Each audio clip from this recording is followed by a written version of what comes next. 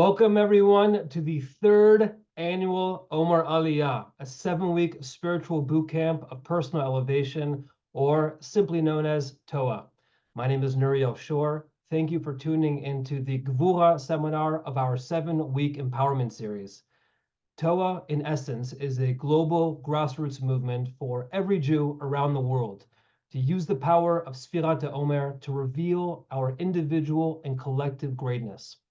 Inside each of us is a light waiting to be unleashed. And by systematically rectifying spiritual blockages with Hashem's help, we will not only transform into the greatest versions of ourselves, but will also generate blessing for the world. Itaruta del Tata, itaruta del Ela. Our actions below will cause actions on high. By embarking on this journey together, we will travel in time from Pesach to Shavuot, forming a global collective consciousness of Ish Echad Belev Echad, one person with one heart, just like our people experienced over 3,300 years ago at the base of Har Sinai. I'd like to take this opportunity to recognize our sponsors and community partners who are part of this grand vision.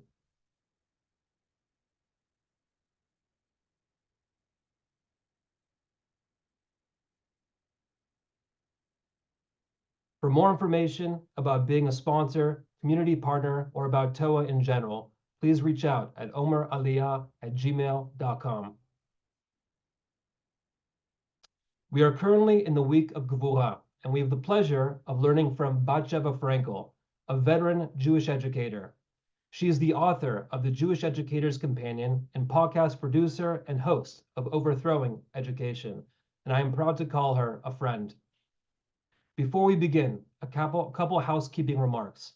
This seminar is being recorded and will be uploaded to the TOA YouTube channel. I will then stop the recording, after which we will have an opportunity for open and confidential conversation with Batsheva.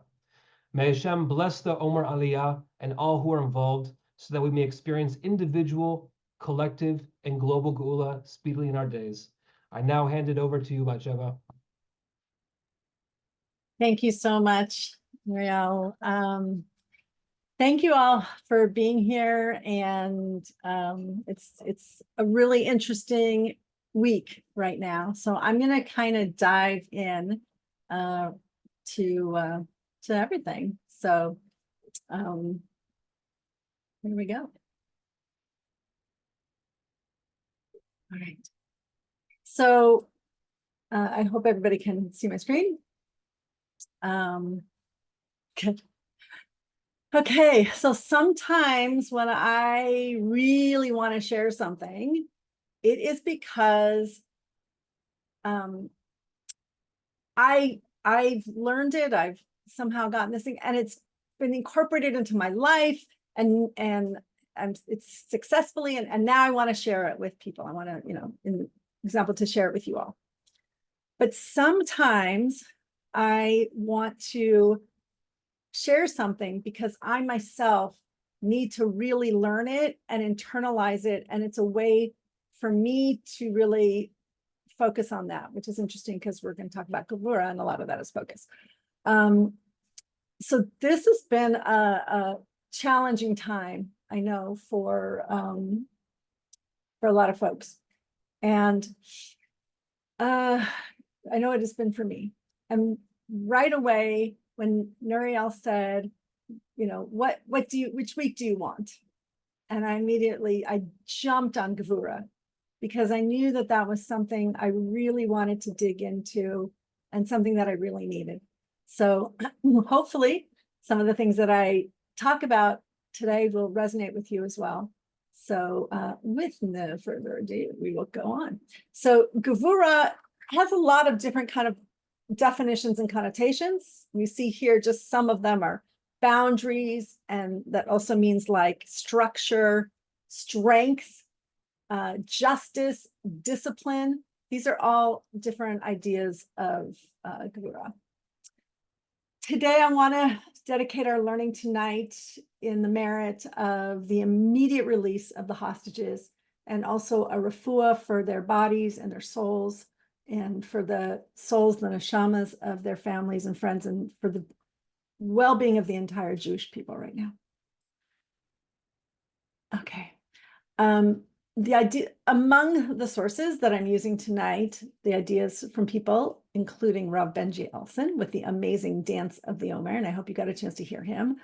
Simone Jacobson, who is also incredible, and a new source that I hadn't heard before about Rabbi Meir Goldstein, and I really liked what he had to say, so I added that to the mix. Okay, so first of all, Gevurah. And by the way, some of this might be like a little bit interactive. I'm going to want to hear from you all as well. So just warning you. So we know that Gevurah is strength. But what does that mean to have strength? So I love this Pirkei Avot. I'm just going to go over it in English. You can see it. Who is mighty? He who subdues his evil inclination, as it is said, he that is slow to anger is better than the mighty, and he that rules his spirit than he that takes a city. So I don't know about you all, but to me, this is really important right now. It takes incredible strength for us to have self-discipline and to subdue the challenging parts of us, like, anger and any other, the things that the Yetzer Hara, the inclination to do the not so good, to be able to rule over that is really important. And actually Pesach is really in a lot of ways about that, about giving us structure and a place to practice that before we get into Shavuot. Okay, so Simone Jacobson says, in the second week of the Omer, we focus on Gevurah, our strength, our power, our discipline. And it's not about our raw strength or wielding power or banging down things or taking over cities like in Pirkei Avot, talking about that. What this really means is it's a grounded fortitude that comes with using judgment and knowing limits. So I want to focus, we're going to be focusing on those as well as some other things about using judgment and knowing limits, and see if you can put it into your own life, see if some of this makes sense for you. And so in Gevurah, we want to recognize that small gestures have immense power to do good. We never know what the good is that we do sometimes. Sometimes it's like we throw a pebble in and we don't see how the water can ripple and all the power, all the good that it can do, going on and on and on. But if you can focus that pebble, right, that's how you can make the ripple. So we're going to keep that. First I have a story to tell you. I always have a story to tell, anybody who's heard me before. So this one actually is not about me. It's a story I heard, and it's about a young man. He was studying in Jerusalem at a yeshiva, and his younger sister was headed for India to go to an ashram. And he was upset about this, and he really wanted her to come to Israel, to come to Jerusalem and check it out. And so he begged her, and she finally gave in. And his idea was that she would maybe take a class and just be totally blown away like he was. And so he talked her into going to take a class with Rav Weinberg. And if you don't know, Rav Weinberg was actually the founder of Aish Torah and a super inspirational speaker. I had the merit to hear him speak live. Incredible. So she went to hear his class, and he was very excited that she was going to do that.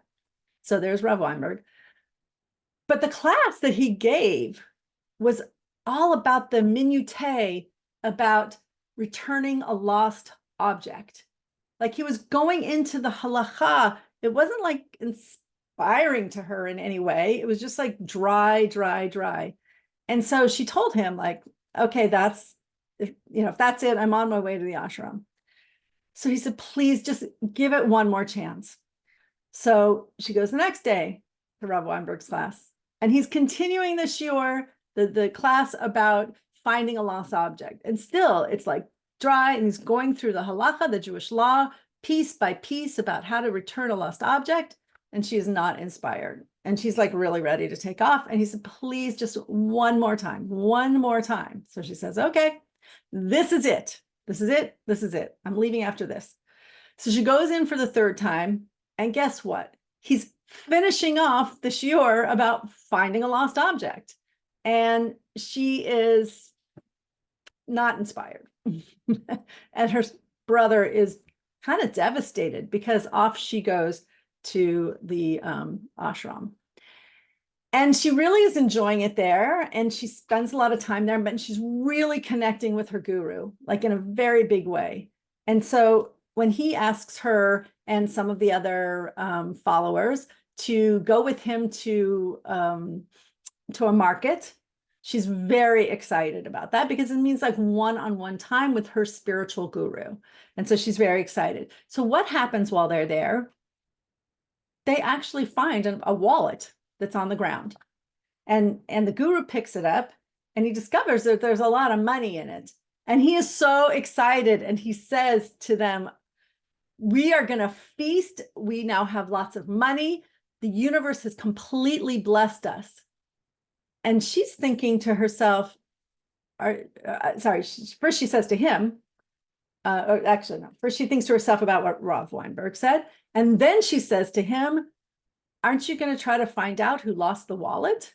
And he said, no, this was meant for us. It's here. We found it. It's ours. The universe wanted us to have it. And she is internalizing this, what Rav Weinberg said in what seemed to be such a dry lectures. But she's realized that if a religion is teaching to spend 3 days on just what to do when you find a lost object, then she needs to go delve in a little bit deeper. So she left the ashram and she flew to Israel and she went to yeshiva or to a madrasha. She didn't go to Madrasha Rachel, actually. That's where I went. But actually she went to Iyat. So that's my story. And why do I tell that story about Gevurah? Because Jewish law is pedantic, it is exacting, and sometimes it is exhausting.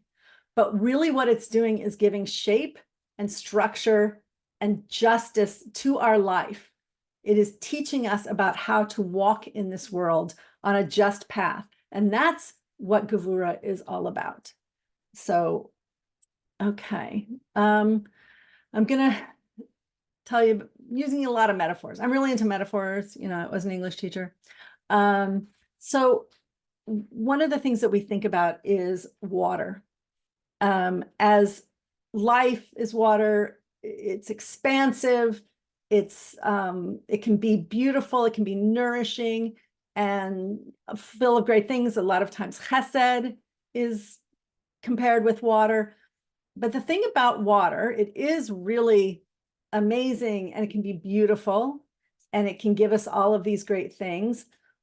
But if we are not able to control it, if this is our life, for example, and it's just this wild water and we're not able to control it, this is what happens sometimes. Water can also be scary and deadly and dangerous if it is not in control. So what I want us to think about is how can we be the Gevurah for this water? How can we take control so that we can use water to its best advantage?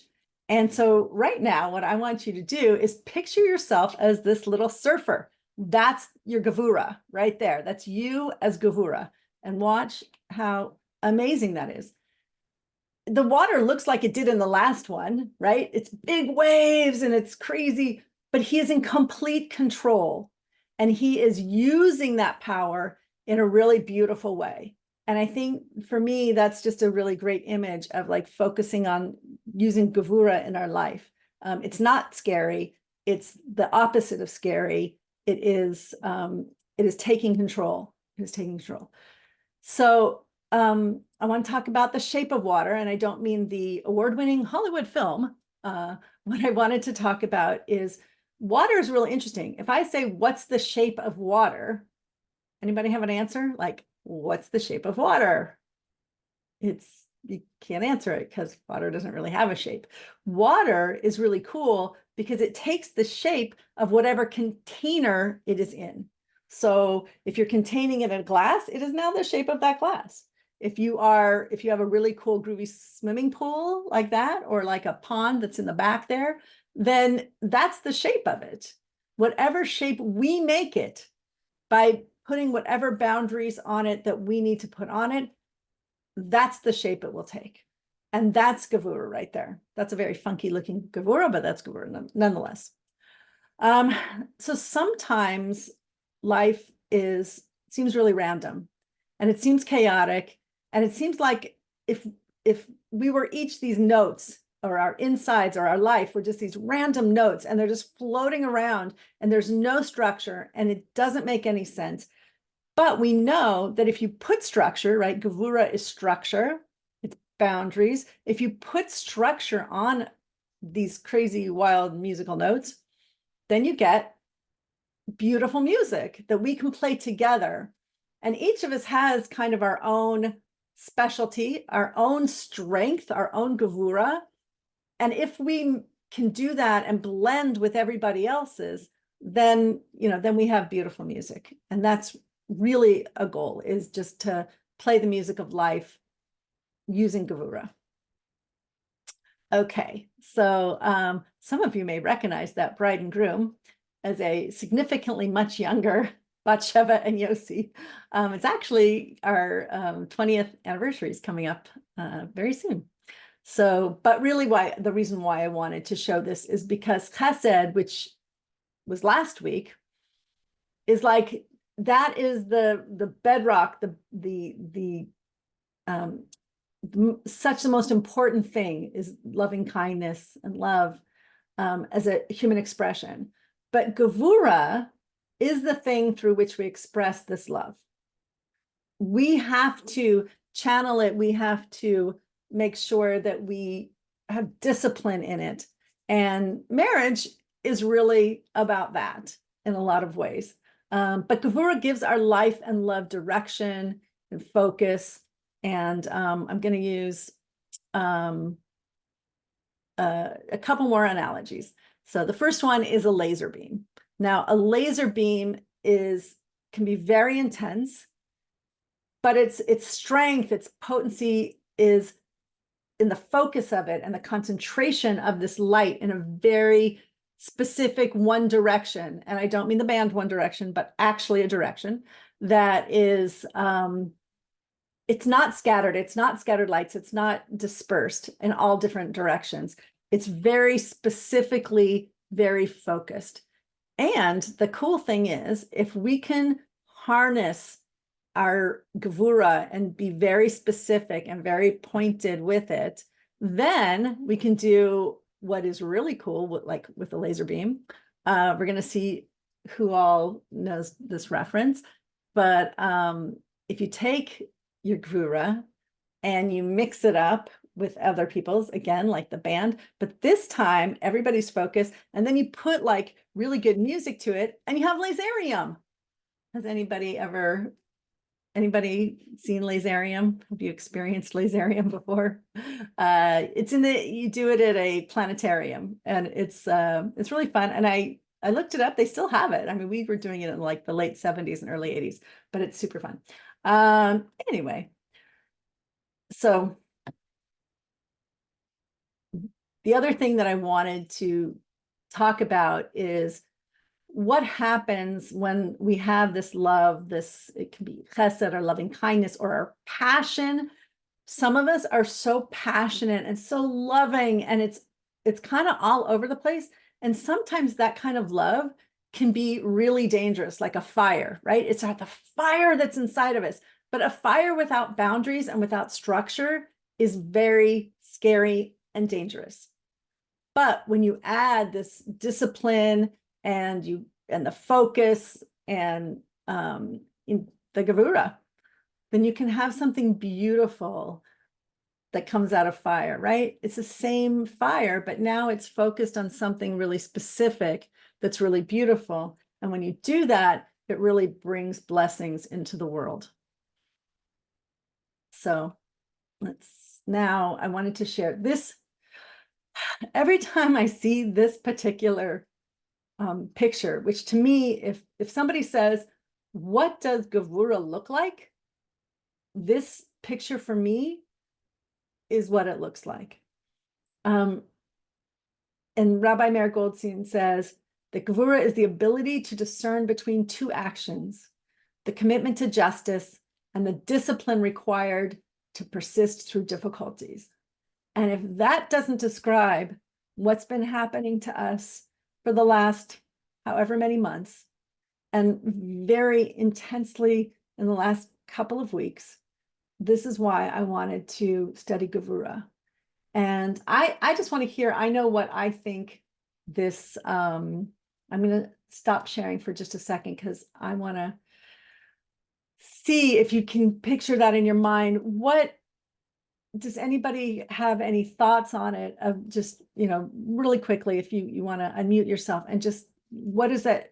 Does it resonate with you? I want to see. I mean, I can certainly tell you what it does for me, and what it means to me, but I'm just curious as to what, if anybody has anything that they wanted to throw in there.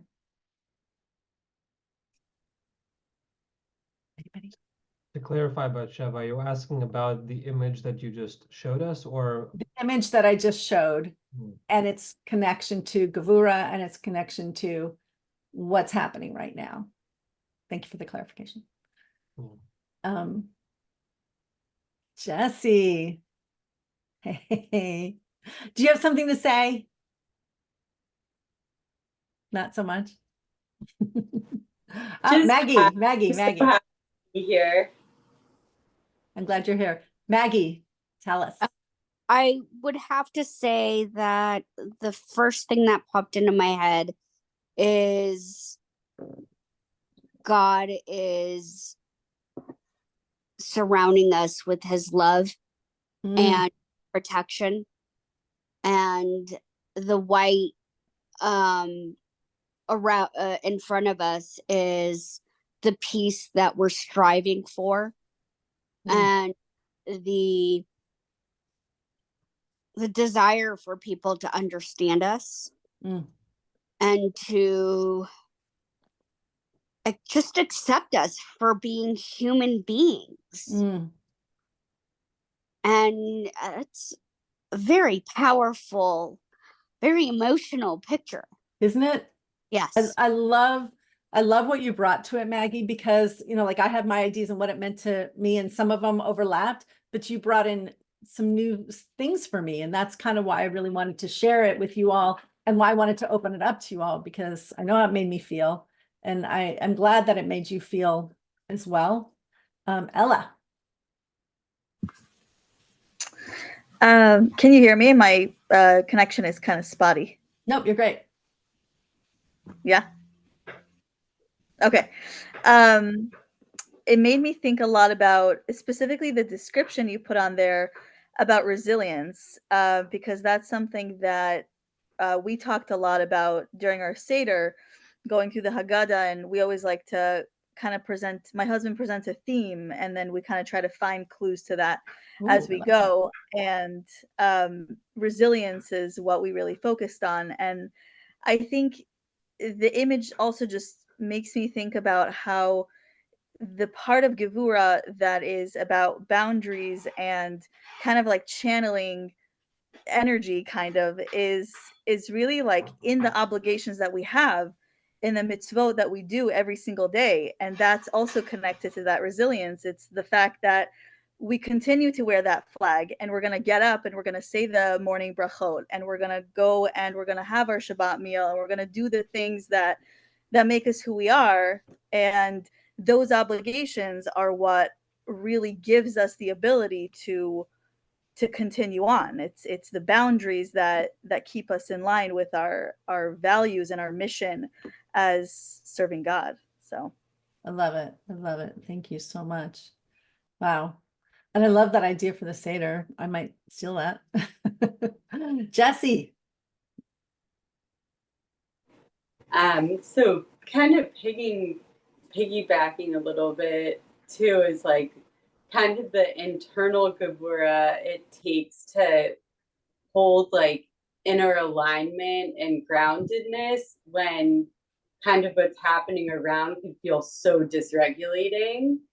And kind of the safety that could be found, again, like tapping into the internal resources, which is ultimately like Hashem, you know, like the awesomeness around here we are, and like the beauty, even when not everybody around us is seeing that, and that it could yeah, so that's kind of what came to mind too. That's awesome.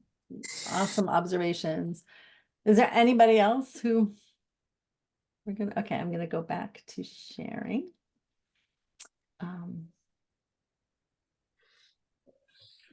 Okay, so everything that you all said has now made this picture even more powerful for me.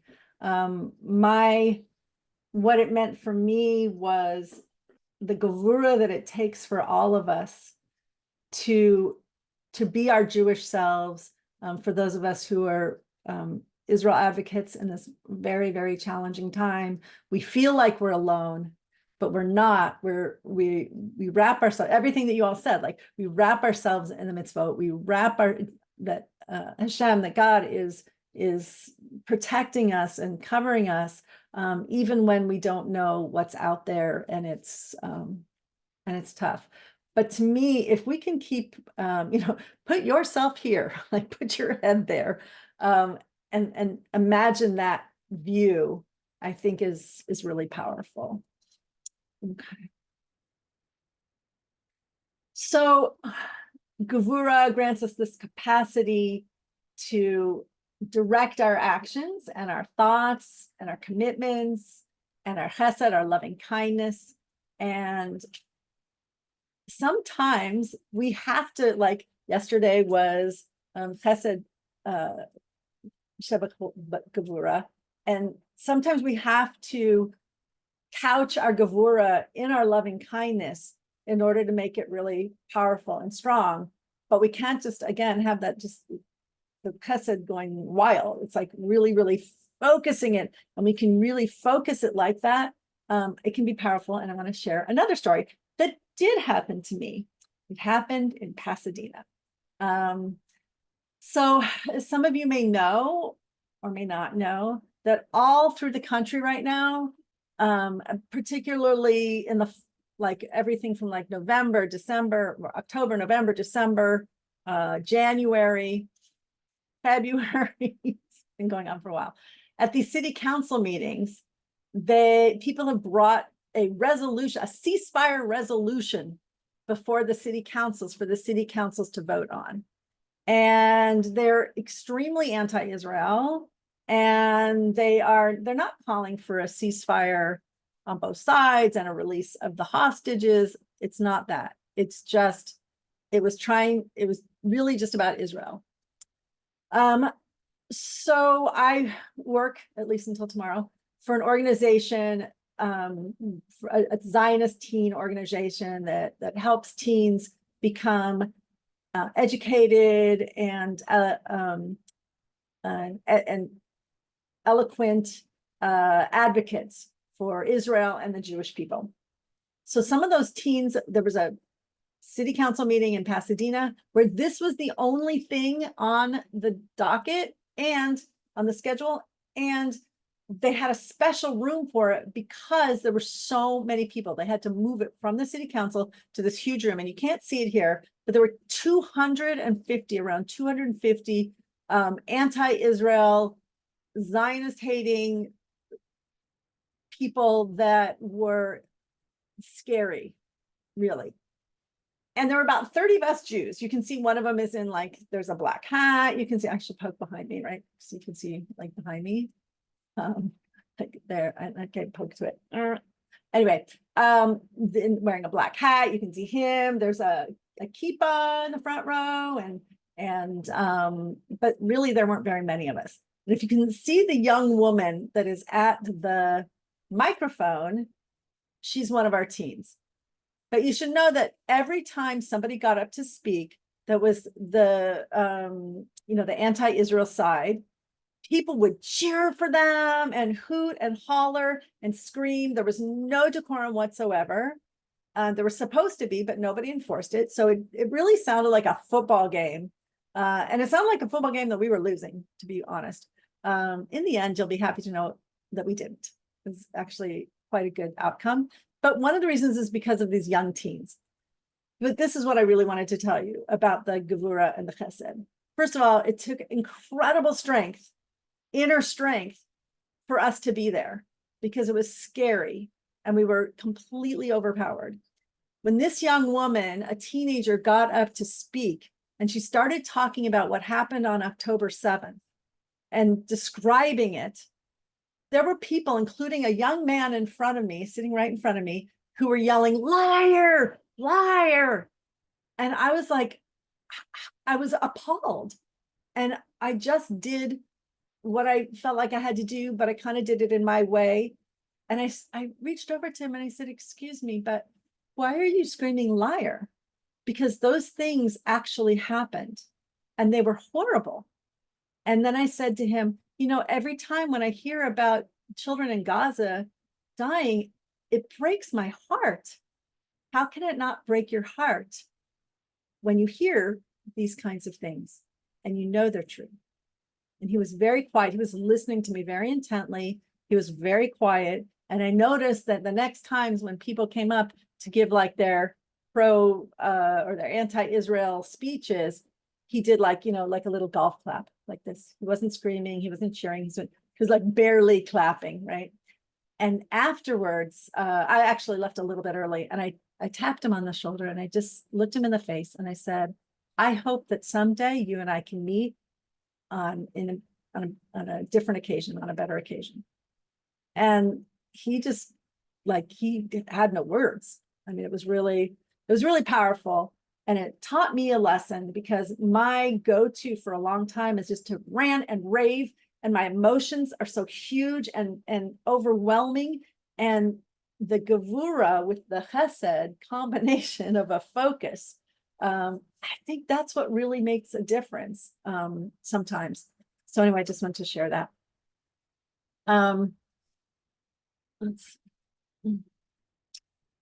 Okay, so Gevurah, we talked, some people were talking about Gevurah within ourselves, right? And so Gevurah is what opens us up to the wonders of the world, to nature, to other people, and to God, because it helps us focus on those things. Gevurah also sometimes is translated as awe and wonder, which is interesting because Hod is also described as awe and wonder. There's a lot of awe and wonder in this world, as there should be. But it opens us up to that. It opens us up to the possibility. So whenever we respond to wonder with our psychological and spiritual lives through our commitment to others, to ourselves, to the world, to God, that's when we're transformed. And if you were with us, I think it was like 2 years ago when I did Hod and I talked about how to find wonder and awe and keep it going in your life. And what we find is that we take that wonder and we can focus it in our commitment to actually do something with it. That's adding the Gevurah. So it empowers us to manifest that which is latent. And I love that because that's really what we want to do. At least I know I want to do that. There's a lot of stuff inside of us and it's just hanging out. And Gevurah is the thing that gives us the strength and the power to share it, to get it out there, to use it. And that's really important. So, and Gevurah with God, right? So Hashem wants us to turn away from the not so good and to do good, right? That's really the point of everything. And Gevurah is this daily process of, I love this idea, becoming the creature we were born to be. That we were born to be something, and sometimes, you know, we get off that path. We talk about going off the path and doing teshuvah and coming back to the path. But that path is Gevurah, the daily path of moving forward, of bringing about love and justice and harmony through this long process of commitment and perseverance and grit. Those are the things that will make us and help us in life. So I want to now focus on how do we do Gevurah, like on a practical level. What are some things that we can do? So I wanted to share with you some things that I've been ruminating on a lot, and I'm really focused on doing right now to help me with my Gevurah. So the first thing is like playing detective is what I call it. So searching inside of ourselves, detecting the things that need to transform, that we need to really focus on the discipline and the structure. So for example, I don't know if anybody else is a procrastinator, but I'm a total procrastinator. It's bad. And one would think at this point in my life, I would figure it out. But I need to figure it out, and I need to work on self-discipline. And the arrows, by the way, are a Gevurah that are going to lead us to those things, right? It takes self-discipline to be self-disciplined. And that is a muscle that we kind of have to exercise, right? Because it's like when you don't exercise and your muscles kind of go all jelly, right? And then you have to start exercising again. Well, it's like that with me. And I don't know if it is for you with procrastination. Sometimes I get really great with it, but the minute I give in to that and I don't use my self-discipline, that's when I get in trouble. How many of you overcommit yourselves to either doing things in your community or your family or your friends, or overworking? This last year, overworking, I had no boundaries. I had no work-life boundaries, and it was extraordinarily stressful. And that's not something we should do. Boundaries are really important. And this is such an overused term, self-care, but it's real. And I don't mean, it in that whatever way. I mean, like really taking care of ourselves and being able to say no, even when it's hard, but we have to protect ourselves, to draw some boundaries, and give our life structure. We need to not be working all the time and just saying yes, yes, yes all the time. I don't know if you're a yes person. I actually manage a team of educators, and one of them is such a yes person. And like when you're their manager, that's kind of great because then they will always say yes. But I actually told the person, you need to be able to say no. You need to say no sometimes. And you can say no to me and I'll be cool with it, but you have to learn how to say no. That's part of self-care. Imposter syndrome. I don't know if anybody suffers from this. I know I do. And I didn't think I did, but then I was like, oh yeah, actually I really do. When you think to yourself, they're going to find me out, or I'm not good enough, or I'm not as good as these people, like it happens a lot. And this is a really hard one, is to focus on self-confidence, because this is really, that's where you can get in life, where you can really make a difference in life, is projecting self-confidence. And I always kind of have this thing, I'm sure you've heard it, fake it till you make it. It's hard to do, but if you can fake confidence, it's really helpful. It will then lead to actually having confidence. And I know this is true because I've done it before and I've told other people to do it and they've done it and it works. So you just have to, look at what are the behaviors of somebody who actually has self-confidence, and then do those behaviors until it feels real. This is something I did when I was like 27, 28, is a life map. And I'm going to do it again because it's a really cool idea. You map out, remember the game of life, where you take that little car and you go like on a journey and you pick out cards and different things happen based on those cards. Well, it's kind of like that. Your life is a little bit like that. It's, depending on things that come up, changes your path. So, and you have choices to make, but it's really important to understand where you've been and where you're going. So I don't even just mean that like on a metaphorical level, or I mean like on a real tangible, I'm going to draw a map thing, like really draw a map. So as I mentioned, I did it when I was 27 or 28. And what's really interesting is I had a really good idea of where I came from, where I was going, because you say like where you're going to be in 1 year and where you're going to be in 5 years and 10 years, but you draw it out on this map. I could not have been more wrong. I feel like it could not have been like, I'm sure when I did that map, Hashem was just like, that's what you think. But now, so that like now I have to really redo my whole map. And based on everything that where I have been, now I'm going to focus on where I'm going. And the reason why, to me, that exercise is your Gevurah. Because even if, like when I was 27 or 28, I did that map, I was totally wrong. The fact that I gave myself a path, that I gave myself boundaries, that I gave myself a direction, that was really what was important about it. So that's a recommendation I have. A to-do list. Mostly, no, I don't know about you all, but as I'm getting older, I have to make to-do lists. Just like, this is what I need to get done today. Don't forget this. And I actually have to make a list when I remember to pick the list. And then when I remember to look at the list, then it's effective. But this isn't that kind of list. This is a to-do list. I call it with a twist. And the reason why is like, okay, so you have a regular to-do list and these are the things you have to do and these are things you should do and you could do and etc. But I want us to look at it like this kind of to-do list. This is the Gevurah to-do list. What are the things that I must do to have Gevurah in my life, to be able to utilize it, to make it happen? What are the things that I must work on and I must do? And by the way, this isn't a daily list. This is just your list and it can change or whatever, but it's just like your list. What are the things that I should do? What should I do for others?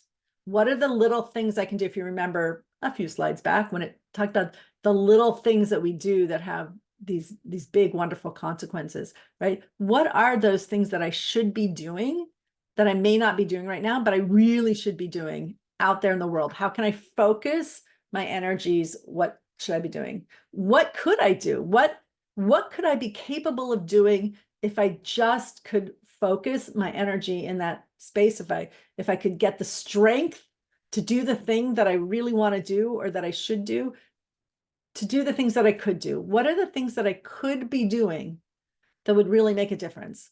And then if I have time is just, to me, it's more like if I had time and endless money, if I win that lottery, what would I do? What would I do that makes a difference in this world with that time and with that, with those ideas and that focus? So even if I don't get a chance because of the lottery thing, although I still have high hopes for it, even if I don't have the chance to do that, it helps me focus on what are some like really big, huge goals that may not happen, but they could happen in life. So the thing that people always make to-do lists, but what I was thinking about is a to-don't list. That is also really important. Gevurah, right, is also about structure and boundaries, right, and strength. So I think a to-don't list is really important too. And I didn't write this, but I could have, because almost everything on here, although as a English teacher, I would have put an apostrophe for that first one. That would drive me nuts. But don't put things off. That goes to my procrastination one to a T. So look through this list and see what are the things that you might put on your to-don't list, right? Don't let others determine how I feel or how I react or how I, get angry or any of those things, fill in the blank with what it is for you. Stop wasting time in your car. I kind of love that one because it makes me feel better that I'm not the only person who does that. Like, I don't know if you do this, but sometimes I'll drive to the store and then I'll sit in the parking lot and just like play a game or finish listening to a podcast before I go in and do my shopping. And then I just, I've wasted some time. So definitely I love that idea. Don't waste money. I think that's pretty clear. Don't make excuses. That's a hard one sometimes, especially because Gevurah also means justice. And I happen to, and maybe you do too, have a very strong sense of justice.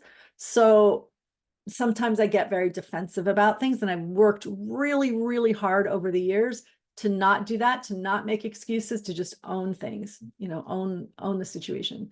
And if I've done something wrong, to own it. Stop doing what you hate. I mean, we do that all the time. We're like, oh, I hate this. I hate this. We need to be able to stop. That's the boundaries. That's the, the Gevurah, to have the strength to stop doing those things. Stop letting your world, you can fill in the blanks on that one. Don't worry about others. To me, this is like, don't worry about others, what they think or what they're going to say. Do the thing you need to do. And that's really important in this time when we have to stick up for ourselves and the Jewish people in a situation where what others think is really what worries me a lot. And then stop doing, oh, I skipped, don't underestimate karma, but really for me, that's don't underestimate Hashem in this world. Like if I could just do that every single day, to not underestimate that Hashem has control in this world and Hashem's love, like that's huge. That's a really huge. And stop doing what doesn't work. Like that's just seems super obvious. Okay. Then focusing our kindness. So when I was in college, a very long time ago, it was in the early 80s, and I was so overwhelmed at the time with all the horrible things that were going on in the world and all the things that I wanted to do to help, and this organization and that organization. There's so many things, and where to give money to when you're a college student, you have no money. I wish that we had the problems right now that we had when I was, in college. It's unfortunately college students are going through an entirely different set of challenges, Jewish students. But I remember just being so overwhelmed. I couldn't do anything. Like I was paralyzed because I was so overwhelmed. My energy was so scattered. And I remember talking to my parents, who are both huge with chesed and tzedakah, giving their time and their energy to things. And they said to me, just pick one thing, just pick one cause right now. Don't focus on everything else. Just pick one thing and focus on that for a while until it's time to focus on something else, and you'll feel that time. So right now for me, obviously, the cause I picked, there's so much going on in this world right now, but the cause that I picked is Israel advocacy and, excuse me, fighting anti-Semitism. Also picking a person. There's so many people out there that need our help, that are, whether they're friends, family, whatever, that can also be totally overwhelming. Excuse me, I just have to dry throat. All that water was making me realize what a dry throat I had. So picking just like one person, either that week or that month, just to focus on how can I help that person or in that moment, and not feel overwhelmed, but really, again, it takes Gevurah to just focus like that and to be able to help in a very structured and focused way. Developing and using your strengths. I'm not a snowboarder and I can't do that. I wish I could do that because I think it's really cool. But I can tell you that the people who do that practice and practice and practice, and they use their strengths and they strengthen them. One of the things that I find that I do, and I think a lot of people do, is we work really hard on the things that we don't, that are our challenges and our weaknesses, because, and that makes sense, we want to make them stronger, we want to be stronger, we want to get better, we want to grow.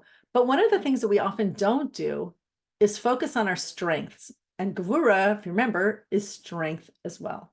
So finding inside of us, what are my strengths and how can I really use those the way they need to be used? How can I develop them so they can even be stronger? How can I put them into the world? How can I use my strength for this world, for myself, my connection with Hashem, all of it. The last one, I think this is the last one I have, is the Mastering Mitzvah Challenge, I call it. And basically, there's a lot of mitzvahs. There's some mitzvahs that come very easily to us, and there's some that come very hard to us, and there's some that we never tried. So I like the idea of just, again, that focus, that structure of just focusing on one mitzvah for a bit and really trying to master it. how can I master it? And however long it takes us, like, I can tell you that I started working on not doing Lashon Hara about 25 years ago, and I am still trying to master it. And sometimes I think I have, and then I realize I didn't. So just focusing on one mitzvah can really be empowering. It doesn't mean you don't do all the rest of them. It just means that you really put extra focus into that one and give it all the gevurah that you have. So that is really it. And I'm going to stop my share so I can see you all and see if anybody has any questions or comments or. Thank you, Batsheva. There's the expression Shivim Panim LaTorah, 70 faces of the Torah. There's so much here that you have begun to unpack, and I'm grateful that this is being recorded because that will allow all of us who are tuned in live and those who are watching to refer back and back again for these great concepts. At this point, I am going to stop the recording, and then I'm going to open up the space for those who are logged on live to be able to have a conversation for the next few minutes. But for those who are tuning in, again, thank you again so much for watching this incredible seminar of Gevurah by Batsheva Frankel. And yeah, tune in next week for Tiferet.